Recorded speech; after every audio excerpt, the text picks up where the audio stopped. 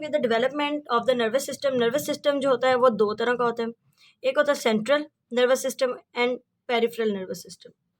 Central nervous system में दो चीज़ें आती हैं, एक ब्रेन आता है और एक स्पाइनल कॉर्ड आता है। जो पेरिफेरल नर्वस सिस्टम है उसमें आता है एक तो सोमैटिक और एक आता है जी ऑटोनॉमिक। ऑटोनॉमिक दो तरह का, सिंपैथेटिक एंड पैरासिम्पैथेटिक।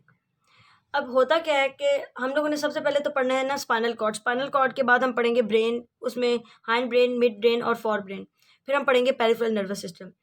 अब जितना भी सेंट्रल नर्वस सिस्टम है उसने बनना है न्यूरल ट्यूब से,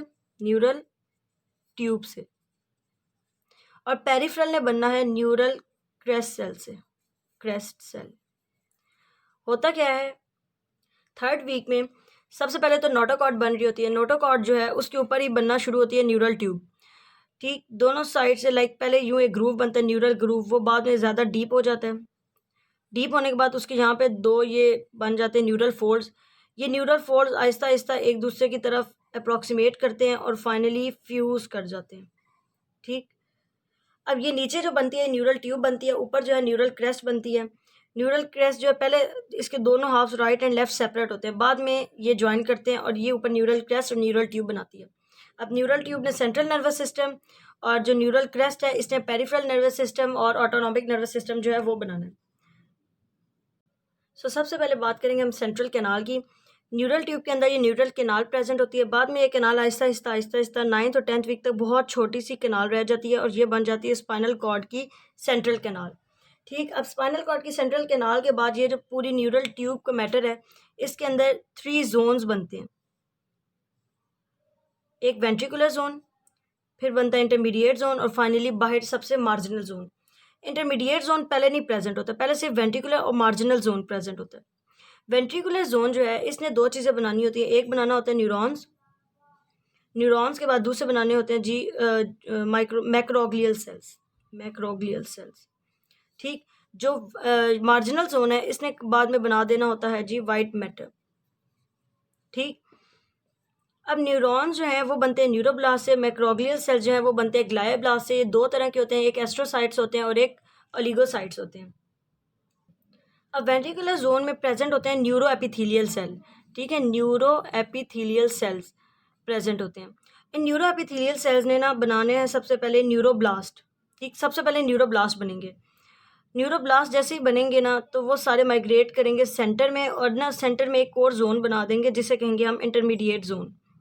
ये न्यूरोब्लास्ट जो है बाद में कन्वर्ट हो जाएंगे न्यूरॉन्स में। कब कन्वर्ट होंगे, जब इनकी प्रोसेसेस वगैरह जो हैं बनेंगी और ये लाइक सेंट्रल प्रोसेस और पेरिफेरल प्रोसेस वगैरह, तो ये कन्वर्ट हो जाएंगे न्यूरॉन में और एक अपना अलग जोन बना लेंगे, दैट इज़ इंटरमीडिएट जोन। जब सारे न्यूरॉन्स बन जाएंगे उसके बाद अब ये न्यूरो एपिथेलियल सेल्स जो हैं ये बनाएंगे ग्लायोब्लास्ट।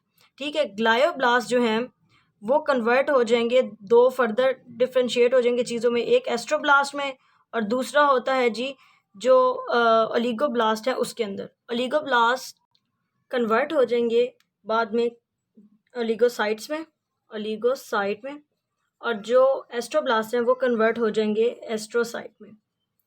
तो ये हमारे मैक्रोग्लायल सेल्स भी हो गए। मैक्रोग्लायल आ जाता है माइक्रोग्लायल सेल्स जो है एक तो बोन मैरो में प्रेजेंट होते हैं, पहली बात बोन मैरो में, दूसरा ये अराइज करते हैं मीजनकाइमल सेल से, और ये सेंट्रल नर्वस सिस्टम में तब आते हैं जब ब्लड वेसल्स बन जाती हैं और फिर उस सेंट्रल नर्वस सिस्टम में ये एंटर होते हैं।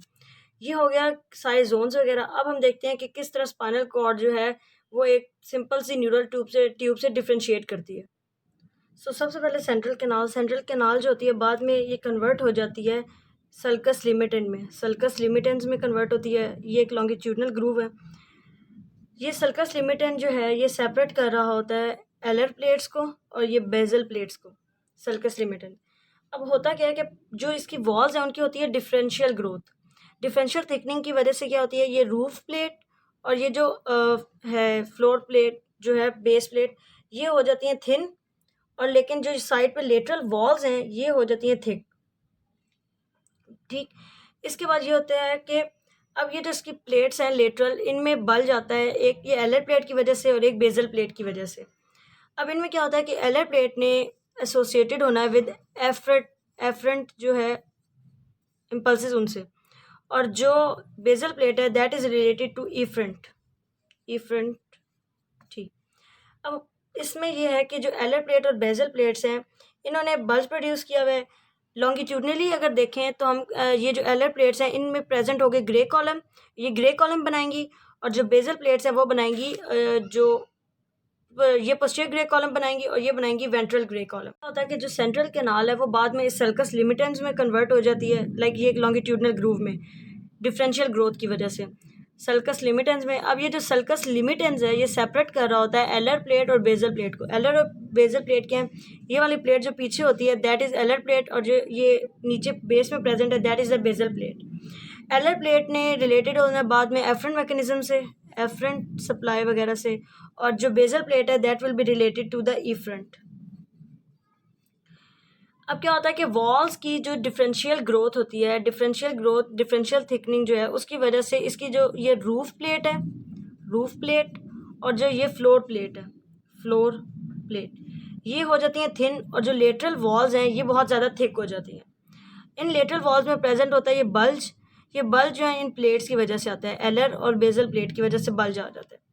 एलर प्लेट ने क्या करना है, इसने बाद में बना देना पोस्टीरियर ग्रे हॉर्न, और बेसल प्लेट ने बना देना है वेंट्रल ग्रे हॉर्न। ठीक। अब जब हम लोग बात करते हैं ना स्पाइनल कॉर्ड की ऐसे लॉन्गिट्यूडनल सेक्शन की, तब तो हम इन हॉर्न्स को हॉर्न नहीं कहते, इनको कॉलम कहते हैं, क्योंकि ये पूरे नीचे रन कर रहे होते हैं।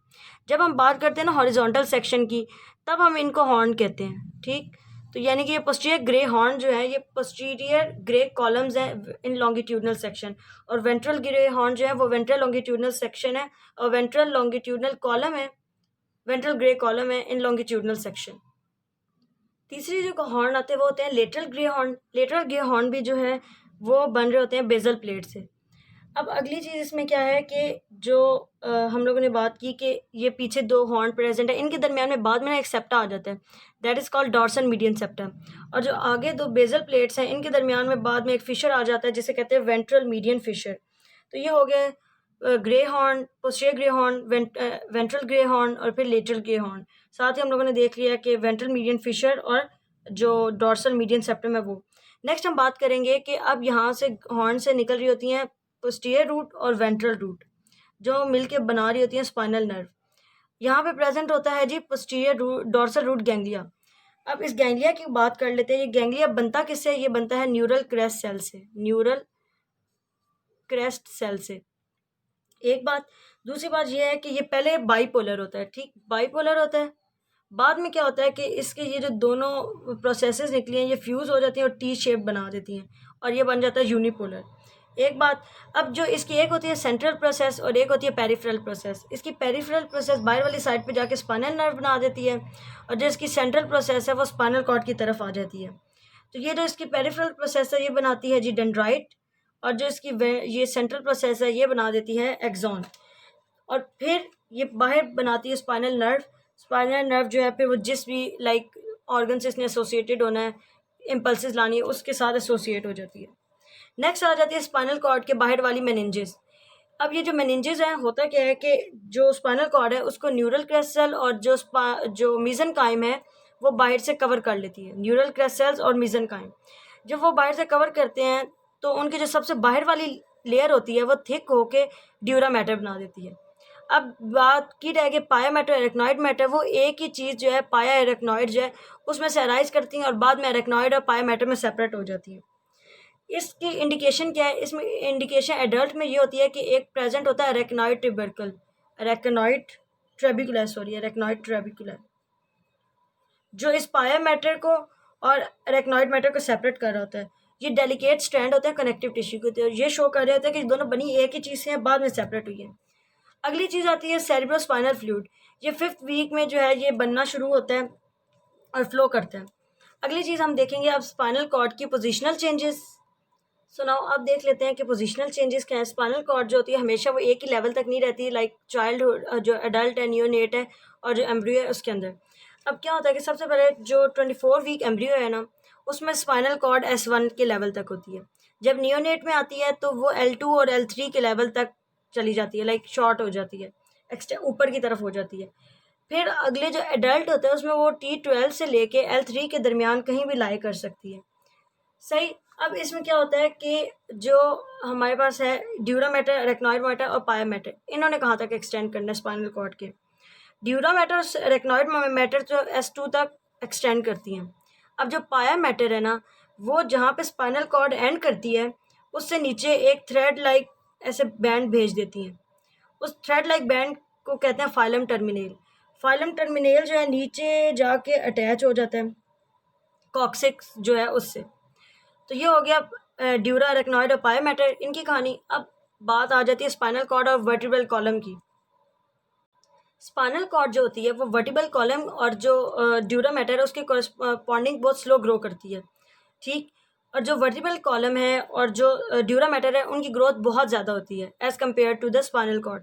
स्पाइनल कॉर्ड जिस कोन में एंड कर रही होती है, लाइक जिधर इसका इंफीरियर एंड होता है, इसे कहते हैं मेड्यूलरी कोन। एक बात। दूसरी बात, यहाँ मेड्यूलरी कोन के करीब से जो अब नर्व रूट्स अराइज कर रही हैं, लाइक नर्व्स अराइज कर रही हैं, वो नीचे आके बंडल बना देती हैं और उस बंडल को कहते हैं कॉर्डा इक्विना, सही। अब स्पाइनल कॉर्ड तो ऊपर तक जा रही है और वर्टिब्रल कॉलम आ रही है काफ़ी नीचे तक। लाइक अगर हम ड्रॉ करें, ये है लेट्स सपोज वर्टिब्रल कॉलम यहाँ तक एक्सटेंड कर रही है। वर्टिब्रल कॉलम जो है इसमें डिफरेंट वर्टिब्री हैं। हर वर्टिब्री में एक फोरामिना प्रेजेंट होता है जिसमें से उसकी कॉरस्पॉन्डिंग जो नर्व है वो अराइज कर रही होती है। और वर्टिब्रल स्पाइनल कॉर्ड तो ये पीछे ही एंड कर गई है S1 तक। तो अब ये जो नीचे वाले सेगमेंट है, इनके जो वर्टिब्रल फोरामिना है उनमें से जो नर्व रूट है वो स्पाइनल कॉर्ड से ही आती है, लेकिन वो आती है लाइक इस तरह ऑब्लिकली आती है और फिर इसके फोरामिन में से निकलती है बाहर, सही। कैसे आती है? ऑब्लिकली आती है स्पाइनल कॉर्ड से और फिर इस वर्टिब्रल सेगमेंट में जाती है और इसके वर्टिब्रल फोरामिना में से अराइज करती है।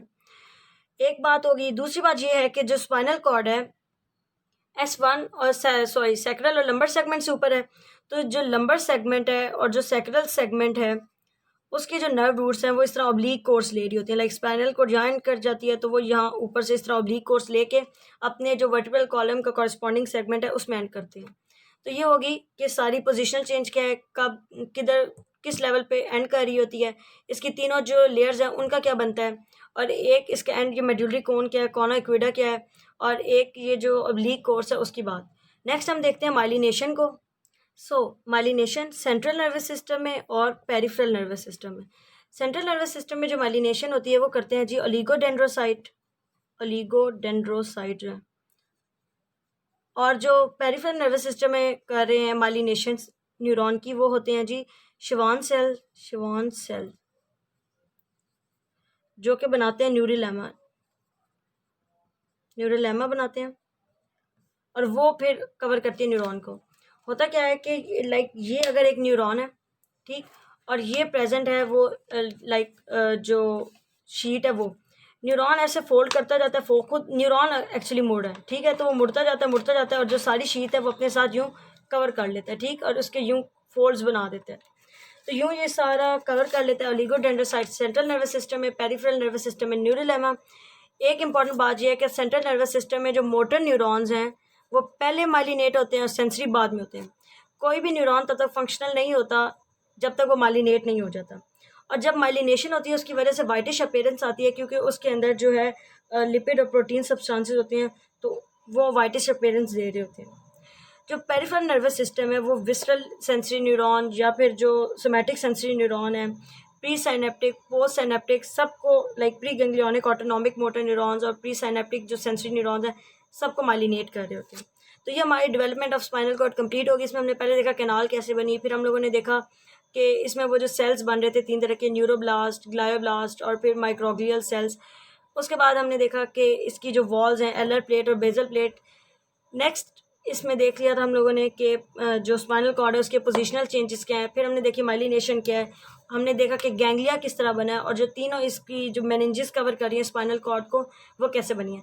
तो हमारा development of spinal cord complete हो गया। नेक्स्ट टॉपिक में जो होगा हमारा वो होगा development of brain. So thank you.